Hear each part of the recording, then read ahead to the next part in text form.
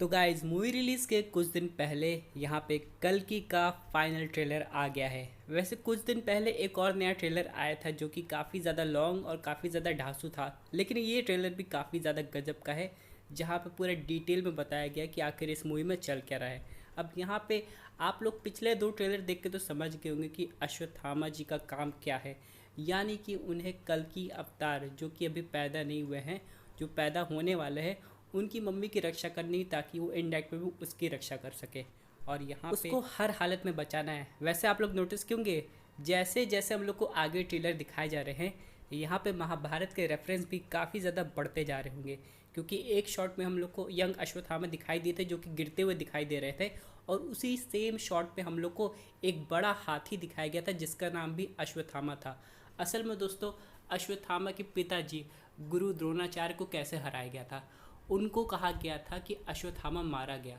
लेकिन जो मरा था वो अश्वत्थामा नहीं था बल्कि अश्वत्थामा नाम का हाथी मारा गया था, जिसके बाद उन्होंने अपने शस्त्रों का त्याग कर दिया था और फिर उनकी मृत्यु हो गई थी। लेकिन एक तरीके से ये छल हुआ था, लेकिन यही चीज़ हम लोग को देखने को मिली है। उसके बाद अश्वत्थामा जी गुस्से में एकदम पागल हो गए थे और उन्होंने पांडवों से बदला लेने के लिए उनकी बहू यानी कि अर्जुन की बहू और अभिमन्यु की वाइफ उत्तरा के गर्भ में पल रहे बच्चे को खत्म करने की कोशिश की, सीधे ब्रह्मास्त्र चला के, जिसका क्लियर एग्जाम्पल हम लोग को इस ट्रेलर में देखने को मिल रहा है। और उसी के थ्रू भगवान श्री कृष्ण ने उनको श्राप दिया था कि यहाँ पे उनको कलयुग के अंत तक जिंदा रहना पड़ेगा और उनके सर से खून निकलेगा। हालांकि जब उनको इंडिकेशन मिल गया कि यहाँ पे भगवान कृष्ण एक कल्कि अवतार में जन्म लेने वाले हैं, तो उनके सर से खून गिरना बंद हो गया था और उनको अपनी मणि वापस मिल गई। हालांकि इतने समय तक मणि कहाँ थी ये किसी को नहीं पता, ये तो मूवी में बताया जाएगा। लेकिन एक चीज़ तो तय है कि उनको इस बात की श्योरिटी हो गई थी कि बहुत जल्दी कल्कि अवतार आने वाले हैं, और जो अपने बुरे कर्म हैं उनको साफ करने के लिए अब यहाँ पे उनको सुमति जो कि कल्कि अवतार की मम्मी है उनकी रक्षा करनी है, तब जाके उनके पाप धुल जाएंगे। और यहीं पे दोस्तों हम लोग को अमिताभ बच्चन एक गाना भी सुना रहे हैं कि भगवान जल्दी अवतार लीजिए और लोगों को उनके कष्ट से मुक्त कीजिए। हालांकि दोस्तों, महाभारत के जो भी रेफरेंस हम लोग को देखने को मिले हैं ये काफ़ी डिटेल में हैं और इनकी सीजीआई भी काफ़ी ज़्यादा बेहतर है, और मुझे उम्मीद है यहाँ पे कि आगे जाके हम लोग को और भी रेफरेंस मूवी में देखने को मिलेंगे जहाँ पे यंग अश्वत्थामा के कुछ और भी सीन्स दिखाए जाएंगे। बात करें कमल हसन सर के कैरेक्टर की,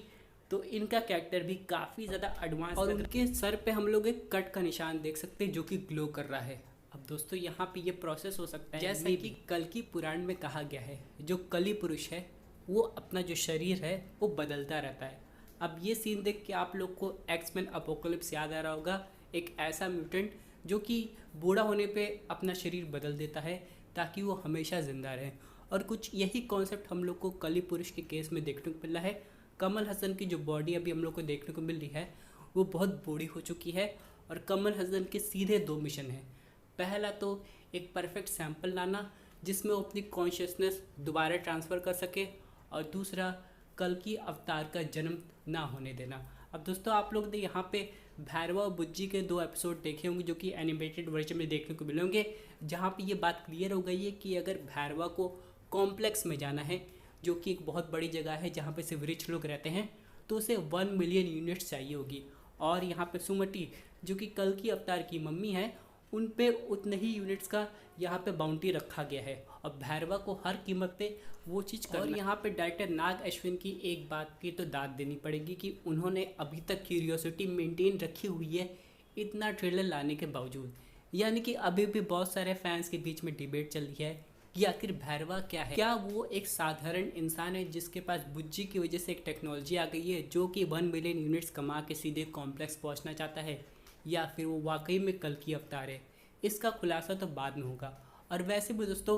यहाँ पे कहा गया कि हम लोग को जितने भी चिरंजीवी जो कि कलयुग के अंत तक रहेंगे वो सब देखने को मिलेंगे, लेकिन मुझे तो नहीं लगता कि बाकी चिरंजीवी का मूवी में अभी कुछ दिखाया जाएगा, क्योंकि अभी तो इसकी और पार्ट आना बाकी है। और अभी एक लेटेस्ट रिपोर्ट में ये कंफर्म हुआ था कि कमल हसन सर का जो इसमें मूवी में ड्यूरेशन है, भले ही मूवी 3 घंटे की है लेकिन उनका जो टाइम है वो सिर्फ 10 मिनट। लेकिन इसके बाद जो अगला पार्ट आएगा उसमें उनका जो ड्यूरेशन है वो ऑलमोस्ट 1 घंटे का है। यानी मेरे हिसाब से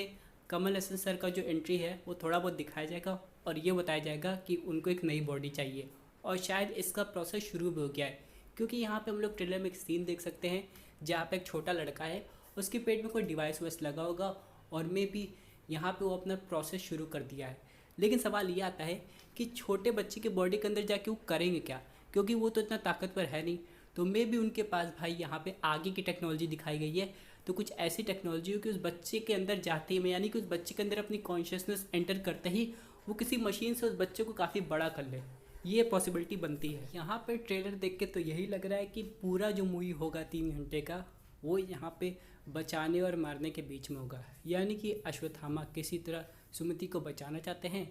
और यहाँ पे जो प्रभास का कैरेक्टर है वो उसे सीधे जाके कॉम्प्लेक्स को देना चाहता है।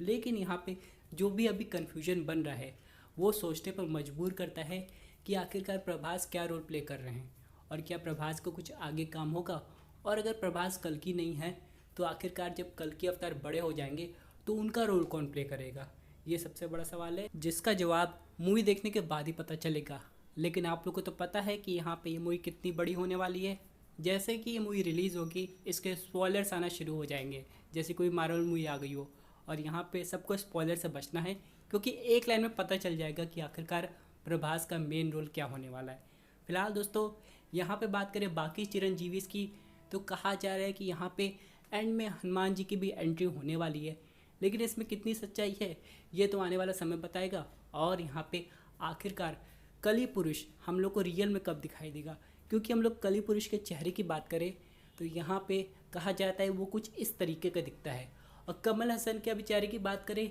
तो मे भी वो अपने फाइनल रूप में नहीं आए हैं, यानी कि दैत्य या दानव के रूप में, और बहुत जल्दी वो अपने आप को उसमें ट्रांसफॉर्म कर लेंगे। लेकिन हो सकता है ये हम लोग को 1 या 2 पार्ट बाद दिखाया और यहाँ पे बात करें महाभारत के रेफरेंस की, तो क्या हम लोग को सिर्फ अश्वत्थामा की यंगर वर्जन दिखाए जाएंगे या फिर वहाँ पे हम लोग को कृष्ण भगवान भी दिखाए जाएंगे, बाकी पांडव्स दिखाए जाएंगे, दुर्योधन कर्ण ये सब दिखाए जाएंगे। क्योंकि अगर महाभारत का भी सीक्वल ऐसे कुछ करके दिखाया गया कि तो यहाँ पे बहुत ज़्यादा बजट आ जाएगा और कास्टिंग बहुत समय लगेगा। तुम्हें भी हम लोग को लगता है कि महाभारत में इतना डिटेल में सब कुछ नहीं बताया जाएगा। हालांकि उनकी बॉडी दिखाई जाएगी लेकिन शक्ल को ऊपर कर दिया जाएगा, ऐसा कुछ कर दिया जाएगा, क्योंकि दोस्तों इन सब बड़े कैरेक्टर्स की कास्टिंग करना एक बहुत लेकिन इस ट्रेलर से हम लोग को साफ पता चल गया कि अभी अगर कमल हसन कली पुरुष का ही रोल प्ले कर रहे हैं तो इस समय वो काफ़ी ज़्यादा वीक है और उसे जल्द से जल्द एक नई बॉडी चाहिए और वो किसी तरह अपनी कॉन्शियसनेस को उस बॉडी में ट्रांसफ़र करना चाहता है ताकि वो कलयुग को और ज़्यादा चरम पे ले जाए।